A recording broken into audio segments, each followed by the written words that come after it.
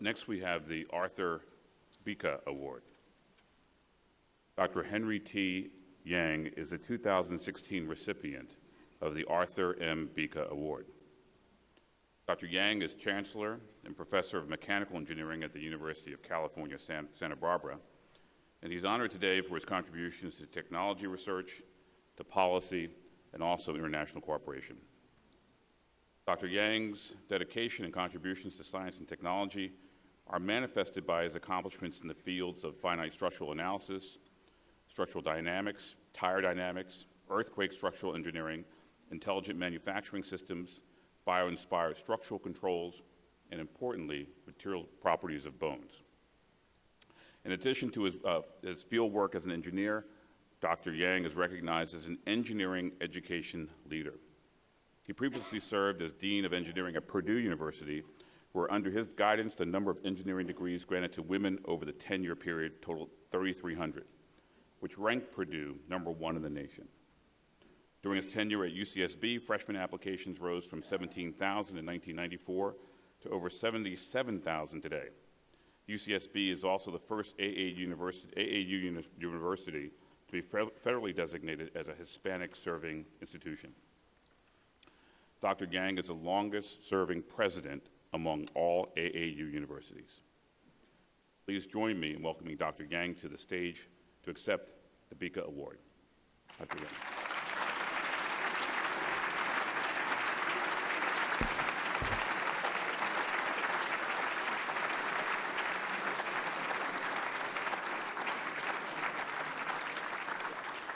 Dr. Yang, your citation reads, for seminal research in aerospace, civil, and mechanical engineering, superb contributions to national science and technology policy, and enhancements to international technological development and cooperation.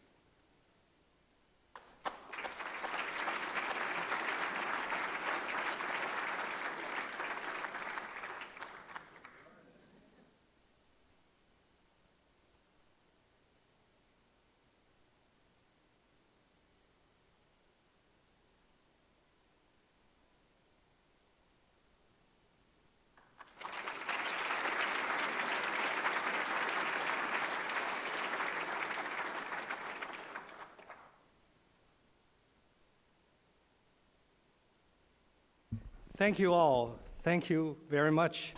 I'm just absolutely honored to be here this afternoon among my engineering colleagues and friends to accept this award. I could not have dreamed up a more rewarding way to celebrate my 25th anniversary as a member of the NAE. I'm genuinely humbled that this esteemed group has chosen to recognize me because every one of you, my accomplished NAE peers, is deserving of the same.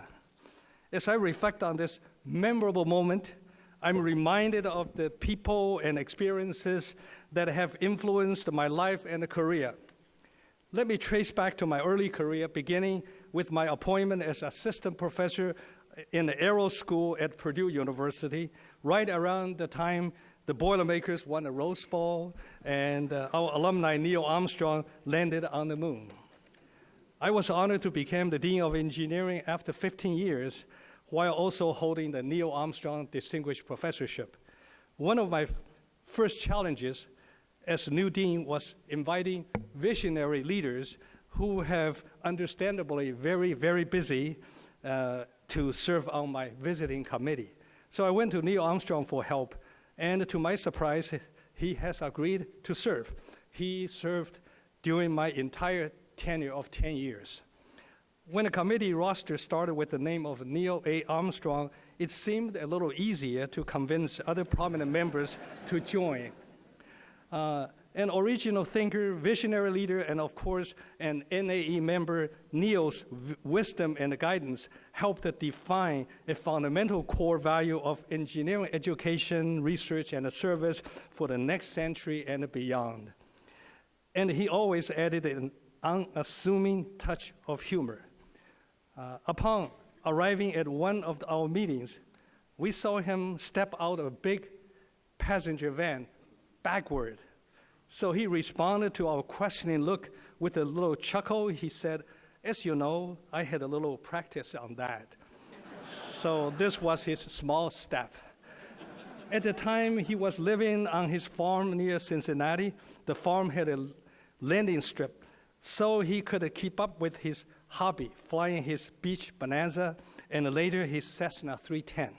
And no doubt fascinated by the moon, he used an old farmer's almanac, a lunar calendar, to do his farming. Neil rarely agreed to a public speaking engagement, so I was honored when he traveled to UC Santa Barbara for my inauguration as new chancellor 21 years ago. He spoke with sincerity and conviction about breaking boundaries, stretching the human perspectives, and the importance of strength of character. Just as Neil Armstrong has inspired me, every one of you is an inspiration to our engineering community and our future engineers. Together, we have made remarkable progress in science and technology and witnessed its contributions to society in the interest of humanity. Now, I take in the collective brilliance represented in this room. I see more than a few faces from my generation. Some of you probably remember being a college student in the 60s. I still remember using a slide rule to do my homework and exams. And we later encountered a mechanical calculator called a Wang calculator, which can crank out numbers with more consecutive digits than the slide rule. Then there was the electronic calculator. I remember my first experience using the IBM 1620 computer. We carried boxes of cards, punched holes, fed these into a reader, and waited for a long, long time for the printout. I remember sending my first fax across the Pacific in 1985.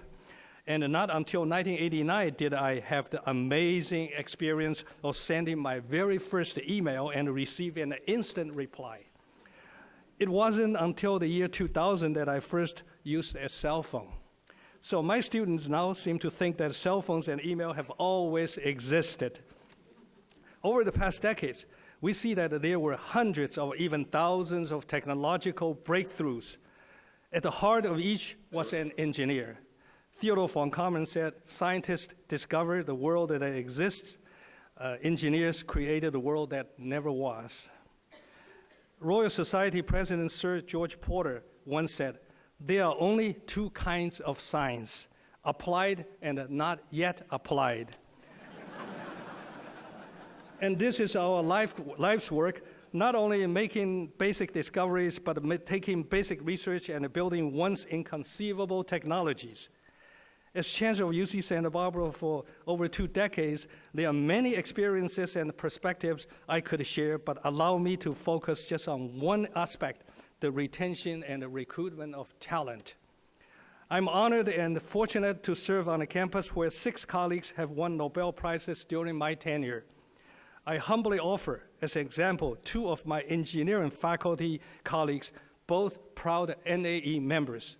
Let's go back 40 years in 1976 when Dr. Herbert Kromer joined the faculty at UC Santa Barbara before my time. Professor Kromer decided to focus not on silicon semiconductor, rather gallium nitride, a semiconductor material that was notoriously difficult to use. Decades later, he was awarded a Nobel Prize in physics for developing semiconductor heterostructures used in high-speed and optoelectronics. His original vision was and has been upheld by our university with unwavering support. Supporting such vision and creating an intellectual environment are 2 of the most important ingredients for retention and the recruitment of talents. Professor Kromer's work, first proposed in 1963, is the foundation of the blue laser and LED's efficiency in converting electricity to light.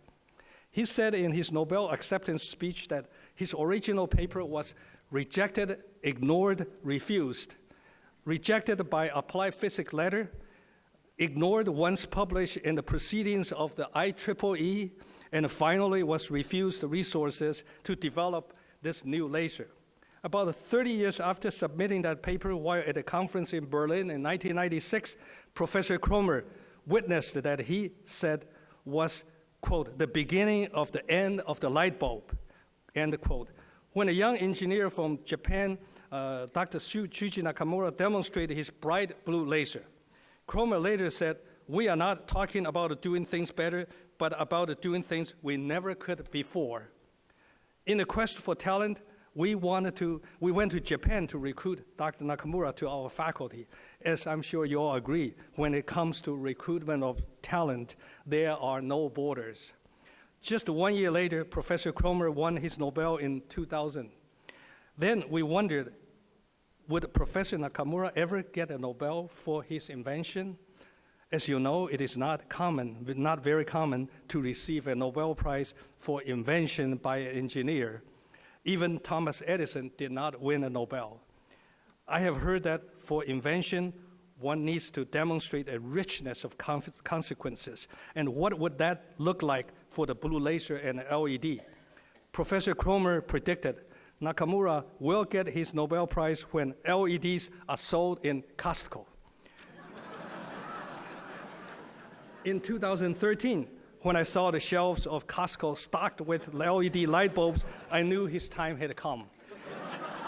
So the following year, Professor Nakamura received his Nobel Prize in Physics for an invention with a richness of consequences for our field, for our economy, and for our world, through affordable energy efficiency lighting.